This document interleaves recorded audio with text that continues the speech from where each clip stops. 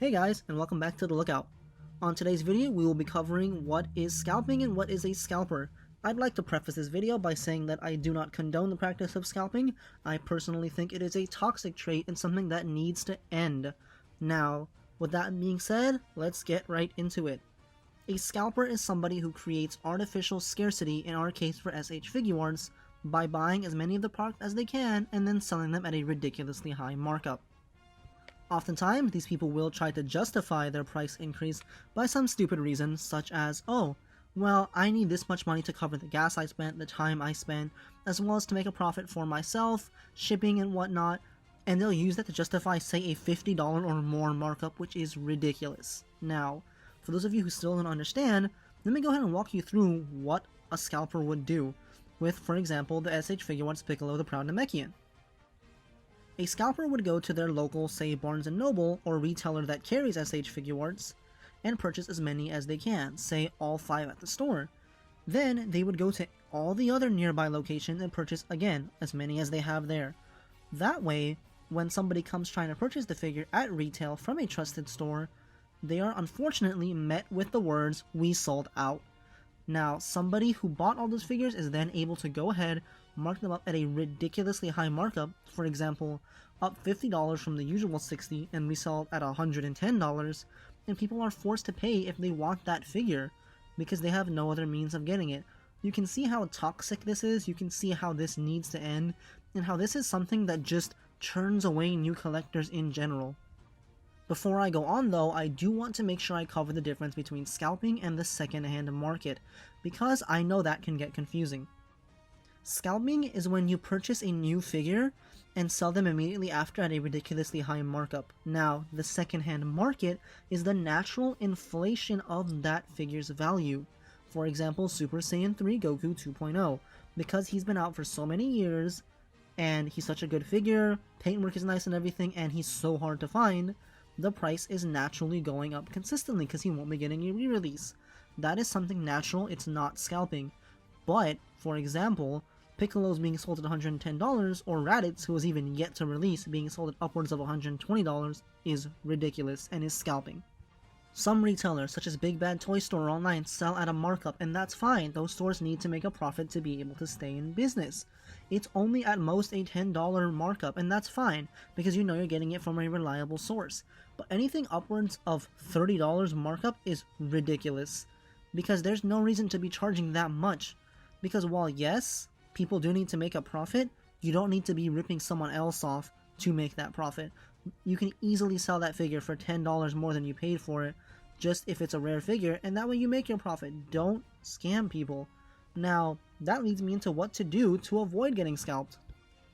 The golden way to avoid getting scalped is to pre-order a figure. So if you go to Big Bad Toy Store or any other website, go ahead and pre-order that figure if you have the funds available and the means, and that way you secure the figure for yourself, and scalpers won't be able to try to sell you this figure saying, hey, I got this new figure, do you want it for this much? You can say, no thanks, I already have it.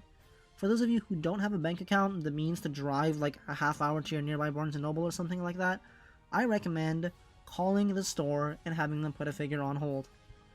That way, when the scalper gets there to buy all the product, they're met with the employee telling them, sorry, this figure's on hold, it's not available for purchase. So I recommend if you really want a figure around release date, call the store and say, did you guys get this? Can you put it on hold for me? And then once you have that on hold, you can go ahead and find a means to get to that store and pick up that figure. Because you want to make sure that you're getting the product and trying to avoid letting it fall into scalper hands. Because the only way that we can stop scalpers is to go ahead and pick up the figures ourselves just for collecting purposes. Because most of us don't even want to resell. We just want to buy the figure to display because we think he's a cool looking figure. So again, definitely call ahead to pre-order, call ahead to put it on hold, anything to that nature, because the more figures that end up in collectors' hands and the less that end up in scalpers' hands, the better. Again, I've made my stance very clear, but I would like to cover that in a lot of forums that I see, whether it be Discord groups, Facebook groups, or the such, I often notice people saying you snooze you lose, or it's simply part of the collecting game with people agreeing, and that is not true. That is toxic, and that is false. Because collecting should be open to everybody. It should not be something that only the rich people get to enjoy, something that people who can afford to pay scalper prices can enjoy. So, I personally believe that people who agree with saying, oh yeah, you snooze, you lose, or scalpers are doing fine to make a profit, are just as bad as the scalpers themselves. That being said, if you see a figure that is clearly at a markup that's not reasonable, for example, if you see somebody selling a Bulma, the pink dress one, at like $80, go ahead and report that. If you see a Piccolo at over $100, report it. There's no shame in saying, hey, this figure is being sold at a ridiculously high markup. Facebook will take it down, OfferUp will take it down, Mercari will take it down. Make sure you let them know that, hey, this figure is being sold at a ridiculously high price. Use that responsibility wisely. Make sure you're not reporting things just because the price is too high for you. Make sure that it is a scalper price and not a secondhand market price. But don't be afraid to report if you meet all the criteria, because the more scalpers get discouraged, the better.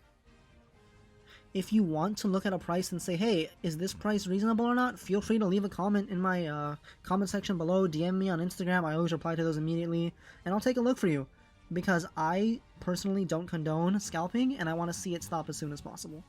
I look forward to seeing you guys on Friday as we do our next review.